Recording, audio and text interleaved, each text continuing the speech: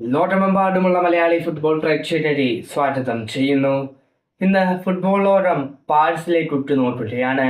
കരുത്തരായ Bayern മ്യൂണിക്കിനെ പരാജയപ്പെടുത്തിക്കൊണ്ട് PSG champions ലീഗിന്റെ ഫൈനലിലേക്ക് പ്രവേശിച്ചിരിക്കുകയാണ്.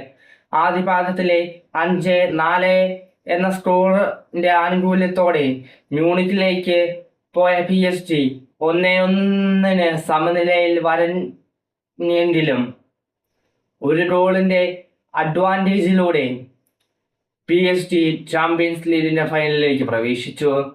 അലൻസ് അറീനയിലെ ആവേശക്കടലിനെ നിശബ്ദമാക്കിക്കൊണ്ട് ലൂയിസ് ഹെൻറിക്കെയുടെ PSG വിജയകിരീടം ചൂടി. എന്നാൽ ഫൈനലിൽ അവരെ കാത്തിരിക്കുന്നത് തങ്ങളുടെ ആദ്യ കിരീടം ലക്ഷ്യമിട്ടിറങ്ങുന്ന ആർട്ടേറ്റയുടെ ആർസണലാണ്. PSG തങ്ങളുടെ ചാമ്പ്യൻസ് ലീഗ് കിരീടം നിലനിർത്താൻ സാധിക്കുമോ, അതോ ആർട്ടേറ്റയുടെ ആർസണൽ അവരെ പരാജയപ്പെടുത്തി ആദ്യ ചാമ്പ്യൻസ് ലീഗ് കിരീടം സ്വന്തമാക്കുമോ? കമന്റ് ചെയ്യൂ.